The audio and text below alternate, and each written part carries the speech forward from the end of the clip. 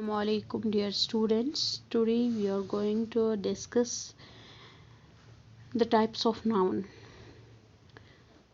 तो dear students, हमने पहले ही noun की definition explain की थी, उसके बाद उसके types किए थे. उसमें आता है common noun, proper noun, collective noun and abstract noun. अब हम आज पढ़ने जा रहे हैं एब्स्ट्रैक्ट मटेरियल नाउन. तो कॉमन नाउन में आता है काउंटेबल, अनकाउंटेबल नाउन, तो वो भी हमने डिस्कस किया है. आज अब आते हैं मटेरियल नाउन पे. कि इससे पहले मैंने आपको बताया कि ये naming anything that is called a noun, but इसको कैटेगराइज किया है अलग अलग टॉपिक, अलग अलग इसमें. तो ये मटेरियल नाउन भी है, कुछ ऐसी चीज़ जिनको नाम दिया गया है. Materials, for example, these are the nouns names given to a material substance of things made up of something: air, cloth, metal, gold, diamond, glass, fiber. जो मटेरियल से बना होता है. अच्छा, एयर किन किन क्या क्या इसमें है, हाँ, जिनसे एयर बना है. क्लॉथ, क्या क्या मटेरियल्स हमने, मेटल, हाँ, गोल्ड, डायमंड, ग्लास, फाइबर, ये क्या किस में आते हैं, मटेरियल. ये भी नाउन है, लेकिन इसको अलग किया है, कैटेगराइज किया किस में, मटेरियल नाउन है. जिस तरह हमने इससे पहले भी बताया है कि एब्स्ट्रैक्ट नाउन में हमारी फीलिंग्स आती हैं, ख्वाहिश आते हैं, गुस्सा आता है. तो इसी तरह कलेक्ट में तो groups that represent a group of people, animals and things. इसी तरह मटेरियल जो है, मटेरियल नाउन जो है, ये मटेरियल सब्सटेंस ऑफ थिंग्स, जो कुछ चीज़ों से बना होता है. इसकी एग्जांपल है air, cloth, metal, gold, diamond, glass. तो अब कुछ और एक्स्ट्रा हैं जो इसके नाउन्स के मुताबिक है. फॉर एग्जांपल, अगर हम, आपको पता ही होगा कि सेंटेंस में क्या क्या होता है. सेंटेंस में सब्जेक्ट, वर्ब और ऑब्जेक्ट होता है. तो अगर हम सब्जेक्ट जो होता है, जो अगर वो सिंगुलर होगा, फॉर एग्जांपल नाउन अगर वो सिंगुलर होगा, तो जो उसका वर्ब होता है वो नाउन आपको पता ही होगा कि सब्जेक्ट चाहे नाउन या प्रोनाउन होता है. लेकिन मैं यहाँ पे ये बताना चाहती हूँ, अगर वो सिंगुलर होगा तो जो उसका वर्ब आता है वो भी सिंगुलर हो सकता है. अगर सब्जेक्ट किसी सेंटेंस का प्लूरल होता है, वो भी वर्ब भी उसका प्लूरल ही आता है.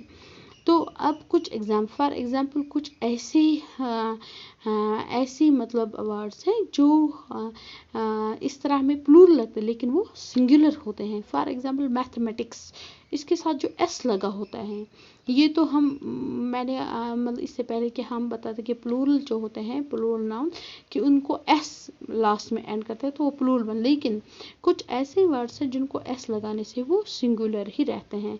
For example mathematics, physics, news, innings, they remain singular है.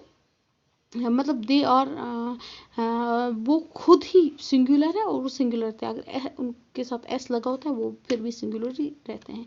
Innings, politics, economics, ethics, athletes, linguistics, measles, progress, optics, mechanics, etcetera.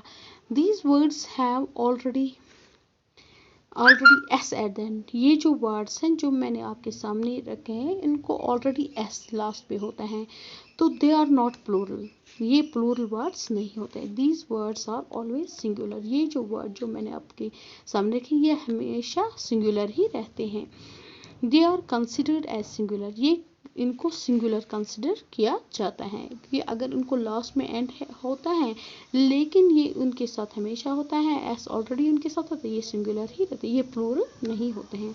आप कुछ वर्ड ऐसे हैं, for example spectacles, scissors, sunglasses, goggles, trousers, pants, savings, troops, belongings, thanks, arms, wigs, tongs, people, children, cattle, clothes, remains, headphones, players, congratulations. They are considered as plurals.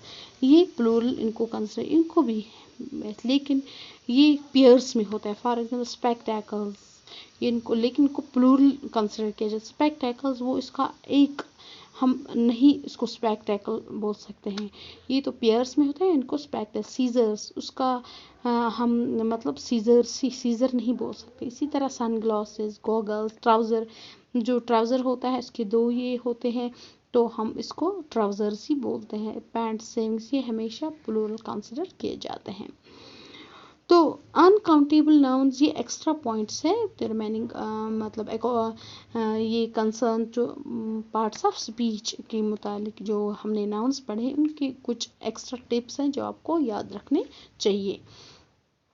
Uncountable noun जो हैं for example जो हम मैंने इससे पहले भी आपको बताया है, जो हम गिन नहीं सकते हैं। नॉलेज है, सीनरी है, पोइट्री है, फर्नीचर है, ज्वेलरी है, इंफॉर्मेशन है, music, electricity, stationery, they always remain singular. जो भी अनकाउंटेबल नाउन्स जो हम गिन नहीं सकते हैं वो हमेशा सिंगुलर ही रहते हैं, वो हमेशा सिंगुलर ही रहते हैं। तो उसके बाद कुछ मतलब पॉइंट्स आपको याद रखने चाहिए। For example deer, fish, sheep, series, jury, aircraft, council etcetera, they are consider singular as well as plural.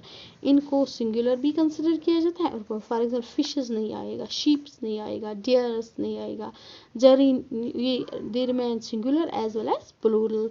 Singular भी इनको कहा जाता है और प्लूरल भी। एयरक्राफ्ट, काउंसिल्स नहीं आएगा। हाँ, collective noun, for example, the team is heading for practice, the team is heading for practice, the team are eating with their families। तो ये यहाँ पे है the committee और कंसिडर द टीम जो है ये सिंगुलर भी है, ये इसको सेंटेंस में एज ए सिंगुलर भी यूज़ किया सकता है और एज ए प्लूरल भी मतलब यूज़ किया। For example the team is heading for practice, यहाँ पे हमने टीम बोला सिंगुलर के लिए, प्लूरल के जो क्योंकि टीम में बहुत सारे लोग हैं जो प्रैक्टिस के लिए जा रहे हैं। The team is heading for practice, the team और ईटिंग विद देयर फैमिलीज, पूरे फैमिली के साथ वो खाना खा रहे हैं। ये सिंगुलर भी ये जो है सिंगुलर लेकिन ये प्लूरल के लिए इस्तेमाल किया जाता है, यूज़ किया। The committee are allowed to go to meet their family, committee में सब लोग आते हैं जो अपनी फैमिली के साथ मिलने वाले हैं।